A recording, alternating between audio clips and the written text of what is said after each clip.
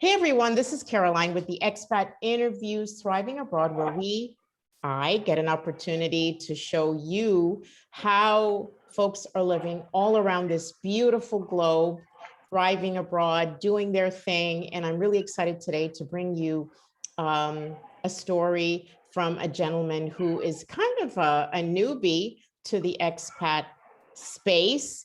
And I know you're going to love to hear his story and just a little bit on how he, got from his point A to his point B. Welcome, Edwin. Thank you for sharing your story today. And well, thank you very much for having me.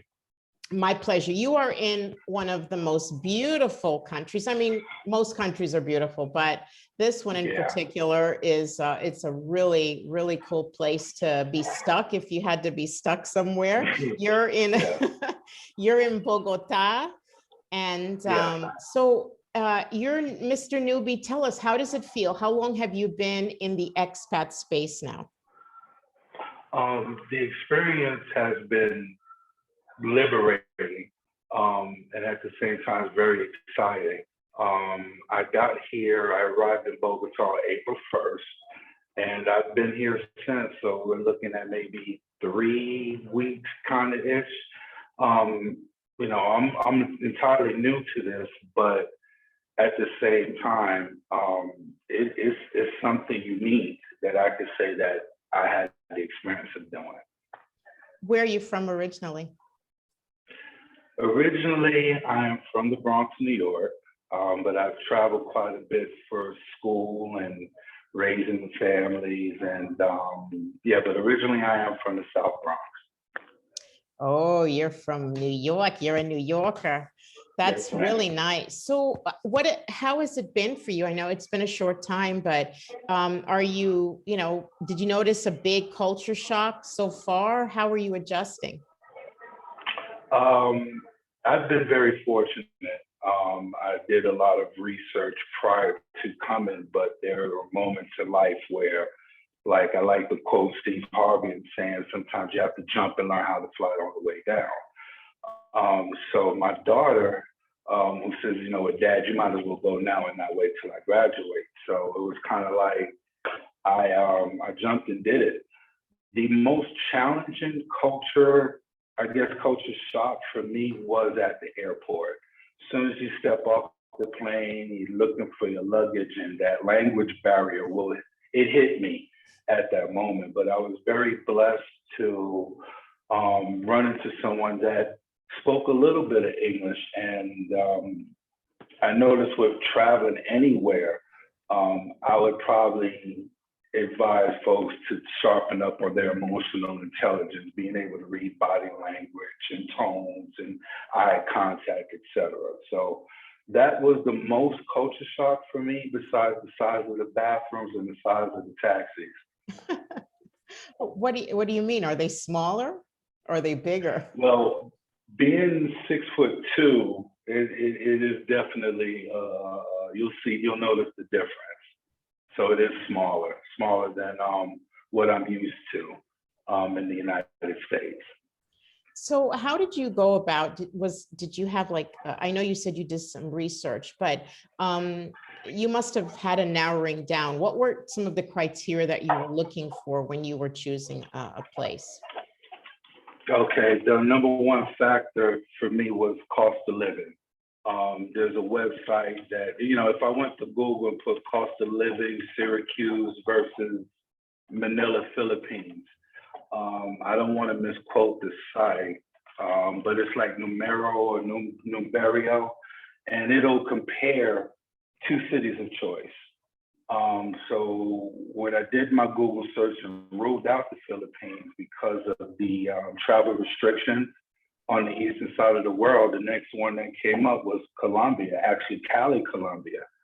And after, going on Google Earth and looking at a few YouTube videos, I decided to come to Bogota because of the weather. But the number one factor was cost of living in layman's terms is basically, I want my US dollars to stretch longer. And with the data that was available, I chose Colombia and said crack at it. So I landed 3 weeks ago. I hope that answers your question. Yeah.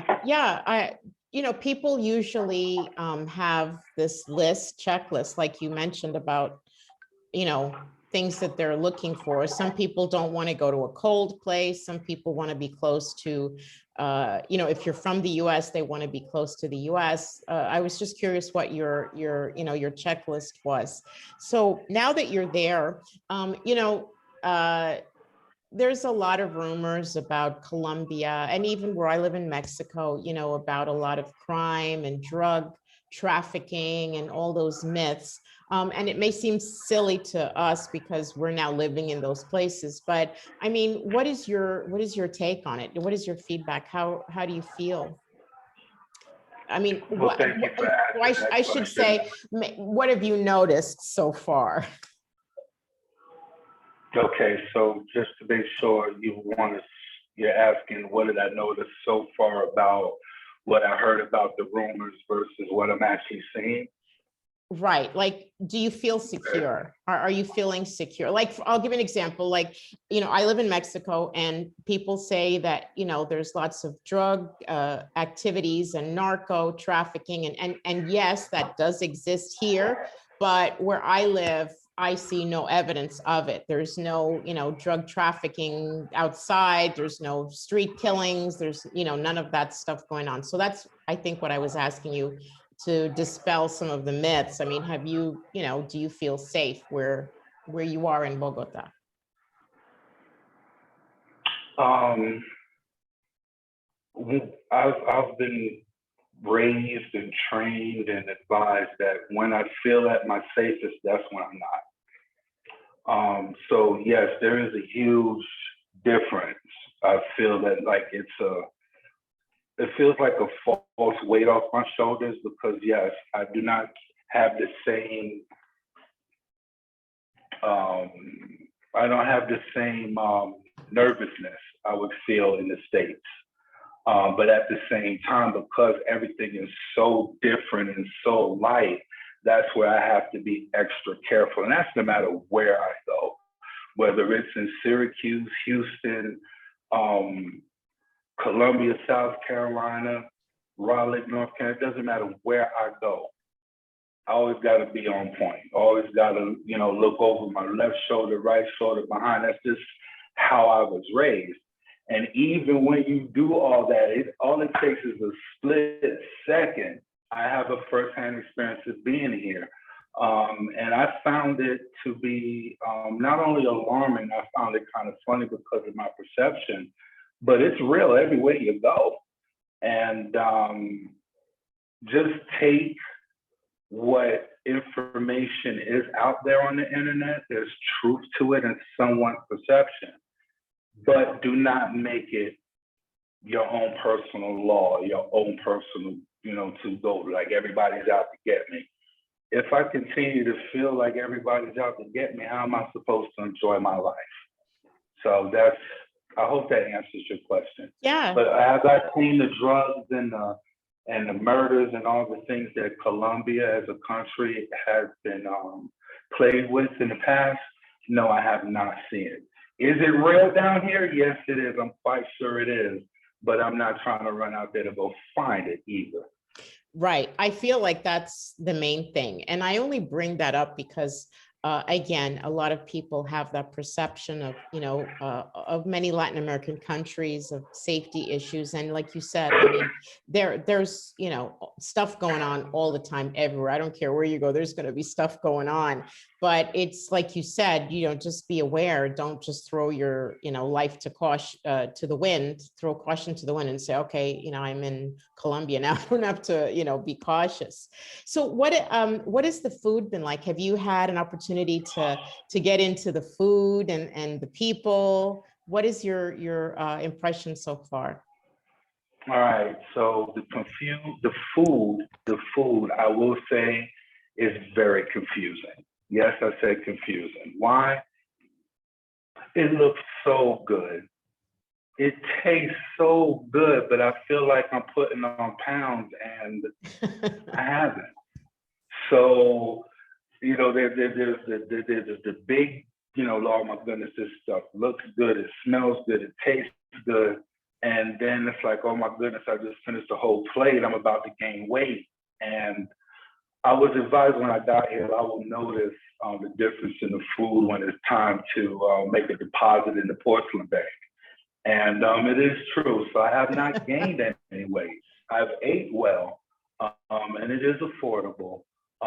Most of it's organic and natural, and that I do appreciate.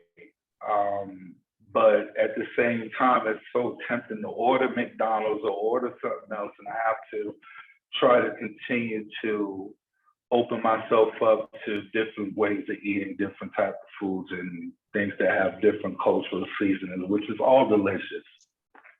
I know that we're in the middle of this, restrictive environment. Are you seeing things opening there now, or people enjoying themselves, restaurants, the bars, activities, or are they still limited? I really can't fairly answer that question because it's only been 3 weeks here.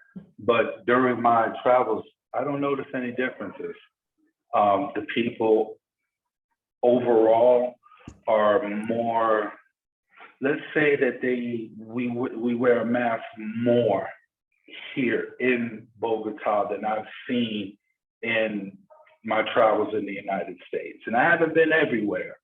But like sometimes we'll wear the mask below our nose. They don't play that here in Colombia. I've noticed that. I really haven't known. People are still I'm still learning my community. I haven't been everywhere in Bogota. I just got to the mall on a tour.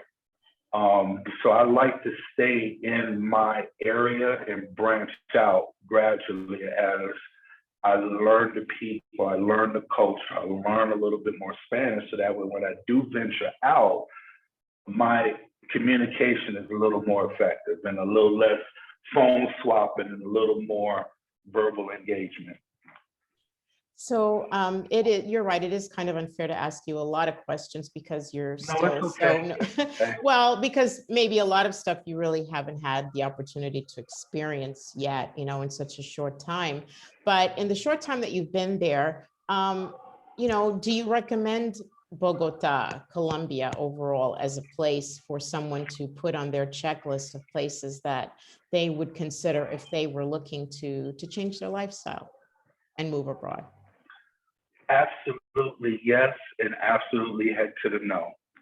The reason why I say both, because it takes a special type of individual to be what we are, not only as expats, but as Black expats. And I'll take this cue from the top of the hip, but to some of our audience, don't bring your nonsense down here to these countries, because a lot of the locals, and even you and I had this conversation, not everybody that looks like us acts accordingly. So don't bring that ish down here. You shouldn't bring it anywhere you go. Don't think that because our US dollars is higher value than in other countries, that makes us better. No, it don't. It's just the power of our dollar, and God judges us, whatever religion anybody thinks. But yes, I came here not for women, not to, ball it up. I just came down here to really lock in who I am and what I've learned over the past 3 years about myself. I also came down here to really enjoy life to the fullest, but not going out to casinos or clubs, but just looking out my window. So yes, depending on what a person's value system is for themselves, Bogota is the perfect place. But it also could be the worst place for someone that has a different value set. So know thyself before y'all decide to come on down. And that's my suggestion. So your advice is get your mental space right before you venture out. And I guess that could apply to anywhere you go, not just Colombia. It is important to to remember that, you are, I guess sometimes we forget, and it's normal, sometimes you're in the thick of things, you're in the culture, and you get frustrated, and you're going crazy because you're wondering, why do they do this the way they do this? But then the little light goes off. Oh, wait a minute, I'm not, back in my country anymore. So do you have any words of advice for anyone? I know, you talked a little bit about coming to Colombia, but just in general, if someone is watching and they're thinking about changing their life and they say, you know what, I just don't know, am I, what place should I go to? Do I go to a place where there's a lot of expats? Do I go to a place where there's not so many expats? Do I go to a place where I can speak the language? What motivational advice would you give someone who wants to live abroad, but they just don't know where to start? Yeah, that's a great question. I kind of feel, since I'm so new at this, I'm like, I just got here, but like you were telling me the other day that I did get here. And I had some of those questions, but my main thing, and I'll reiterate again, is knowing ourselves, know what is truly valuable to us individually. Those two things, once you have everything lined up, however which way spiritually a person goes, everything has a way of working out. I went on Google Earth and looked for the quietest neighborhood I could find, and I took a risk. People said, oh, go to Airbnb and do this. I did the total opposite. So I would say, do not follow my way of doing it, but I've been very blessed and very lucky. But at the end of the day, it depends on your mindset, what a person's value is, and what they know. Do they know what they do not like? I put that a little higher than knowing what I like, because life is a daily learning process for me. So tomorrow I may love something I didn't love the other day, but if I know what I do not like, I know what I can't stand, then it makes it easier to make a decision while keeping my mindset open on the additional options that I may have missed if I'm just looking for what I like. How is the weather there? Oh, it's perfect. It is perfect. One thing that I did find alarming when I got here, I was like, yo, where's the AC? Where's the central air? Where's the buttons and the control? I don't need it here. And I realized that there is no heating system. There is no central air where I'm at. I don't need it. I can sleep with the window open and still, it sounds like I'm bragging, but the view, I love my view. I love my view. And people say, oh, well, why are you staying in a hotel? It's cheaper here.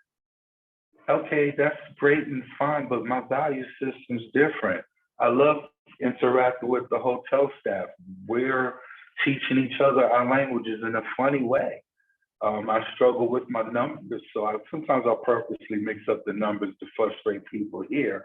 But it's good to step off the elevator and see someone. They may not be able to speak the same language, but you can see their eyes light up and smile when they greet you. And I can't get that at Airbnb and getting an apartment here and all that. I have support here, security out front all the time.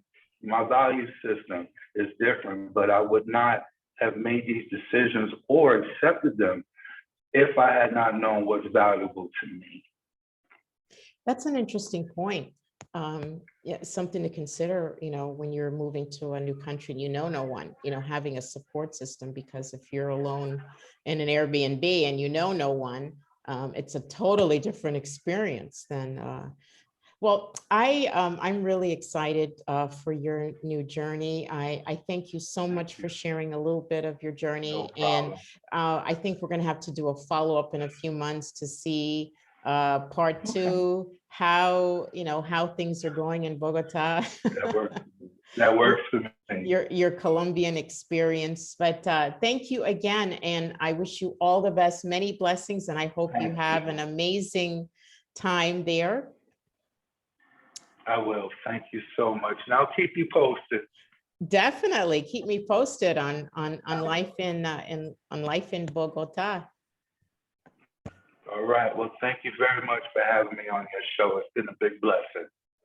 And I hope whatever I say helps the next person.